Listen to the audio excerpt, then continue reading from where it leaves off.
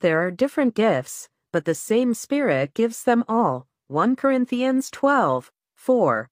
Brothers and sisters, we must know the gifts from the Spirit of God because these things will allow us to work under the direction of God with the gifts from the Holy Spirit as our sign so that we may be chosen as a sheep. The things the gift of God is a wisdom to see and understand the future, to understand what is written in the Bible.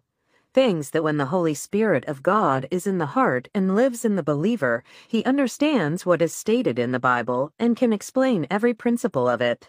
All of that is fully understood because of the gift of the Holy Spirit, which is wisdom. According to this, as written in 1 Corinthians 12 verse 1, I would like to explain to you now about the gifts of the Holy Spirit, brothers and sisters, so that you may be clear about these things. That is what is written in the writing as an ordinary person and looking for a way to welcome Christ Jesus. This is what I want. This is for people to receive the gift of God as I believe completely in the completely and the love of God, and I have received many things from the Holy Spirit in my heart and live. If therefore I had not received any gift, I would not have done anything in the spiritual life except pray, because I was young. When I had the right knowledge of right and wrong, there I dreamed of godly things, life, and that is what I am currently living. So guys, sa totoo lang, kahit ako, bata pa ako guys, wala akong alam dahil bata ka pa, Ngunit sa nakikita ko sa mga magulang ko, yung tinatawag na panampalataya o panalangin, guys, nanalangin kami, hapon-hapon, nagro-rosary, nagaluhod dyan sa baul, nanay ko, lahat kami yan, at tuwing hapon na nanalangin. So lumakiho ako na ganun yung sistema sa pamamahay namin sa bahay namin. Kaya bata pa ako, kumbaga nahubog na ako sa tinatawag na espirituhano na buhay, ngunit na hindi mo palubos maunawaan dahil bata ka pa lamang. Kumbaga tinuturuan pa lang ako ng parents ko. Now, lumaki ako, nakikita ko sila na attend sa mga fellowship, sa mga sharing, sa charismatic. So, kumbaga lumaki ako na may pangarap na magiging kagaya rin nila. So, yan lahat guys ay aking natatanggap. At alam niyo ba, brothers and sisters, simula na nagkaroon ako ng kaalaman o pag-uunawa sa mga bagay na yun, hindi na ako huminto sa pangarap o sa pagsama sa mahal na Diyos na kung saan yan talaga ang kinabubuhay ko. Kaya dito sa mga sinasabi na gift of God mula sa Holy Spirit, ito yung favorite ko na lagi kong binabalik-balikan dahil gusto kong isi-share ito sa inyo, ang aking mga experience dito at ang aking pag-uunawa na napakagandang mga alituntunin ang tungkol dito. Nakasaad dito na sa 12 ito sa 1 Corinto 12 ang nakasaad.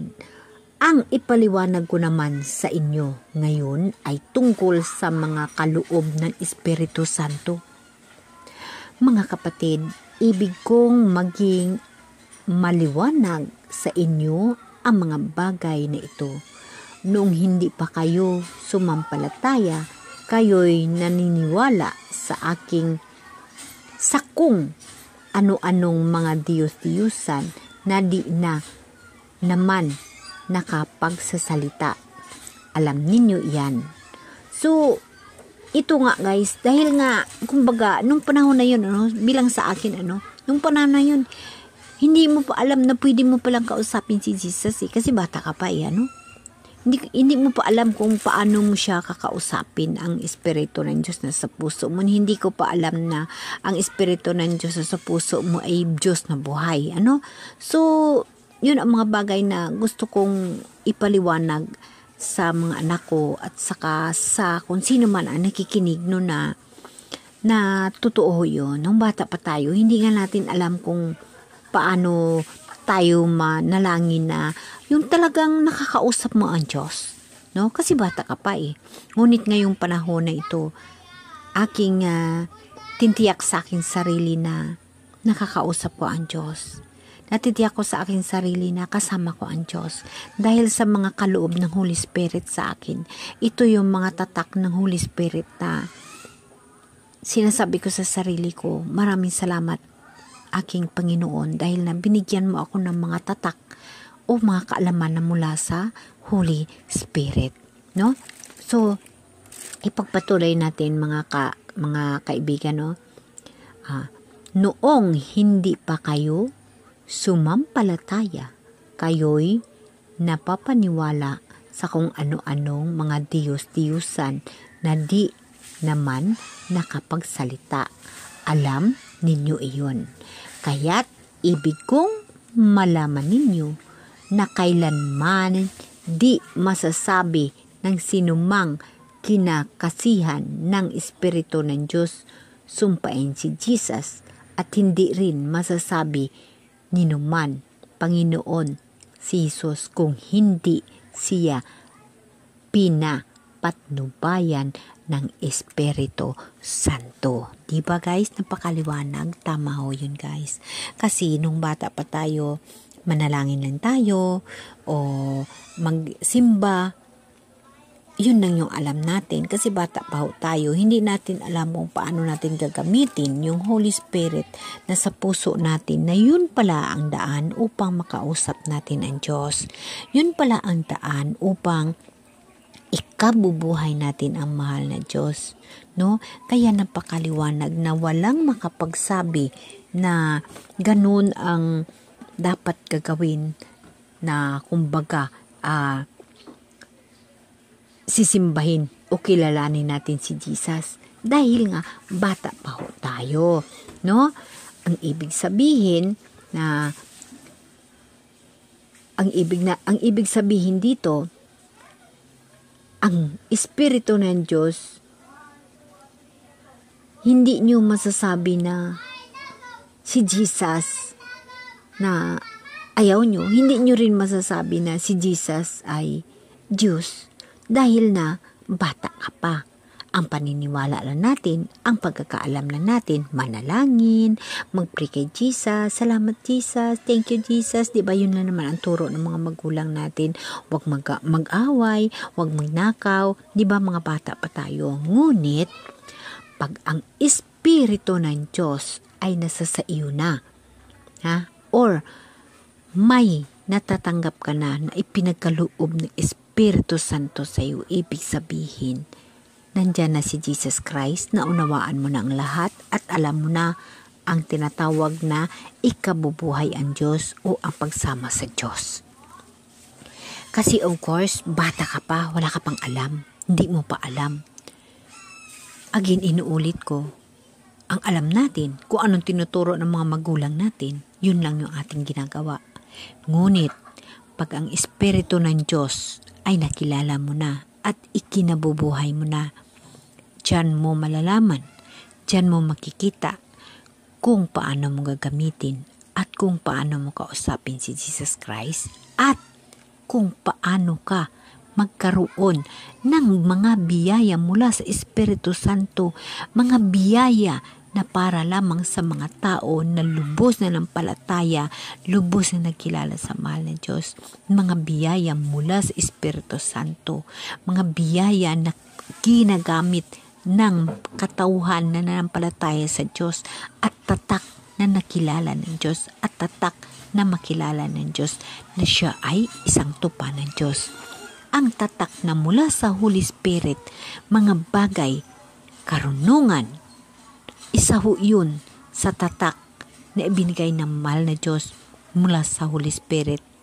Ang karunungan, ang pag-uunawa sa mga nakasulat sa Bible, kung paano mo ito'y unawain, kung paano mo ito'y ipaliwanag, kung paano mo i-share, ibahagi sa pamilya mo, sa mga anak mo. Karunungan, napakagandang gift mula sa Espiritu Santo, ang tinatawag na karunungan. Ito ho yung isa ka regalo na mahal na Diyos na kung tutuusin sa atin bilang manampalataya, mayroon ho tayong maraming mga sikto or maraming religious, no, sa buong mundo. Lahat ho yan, iba-iba ho ang kanilang tinuturo. Ngunit, iisa lamang ang pakay o isa lamang ang pinagkalooban, ang mahal na Diyos. Isa lamang ang direksyon nun, ang mahal na Diyos. Ngunit iba-iba ang paraan at iba-iba ang pangalan. Iba-iba ang grupo. Sa makatuwid, ang gabay ng Espiritu Santo, ang regalo mula sa Diyos.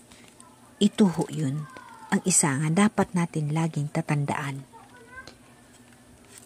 Na mula mismo sa Espiritu ng Diyos, ito ay nagsasabi dito sa verse 7, ang bawat isa'y mabigyan ng kaloob na naghahayag na suma sa kanya ang Espiritu para sa ikabubuti ng lahat. Dahil bawat isa sa atin sa mga religious natin, may kanya-kanyang nasasabi nandito sa akin ang Diyos, ito ang tama, ang Diyos, ito ang tama. Diba? Ngunit, iisa lamang ang Diyos na pinaglilingkuran. Ngunit, sasabihin, ito tama ito sa akin, ito tama ito sa akin.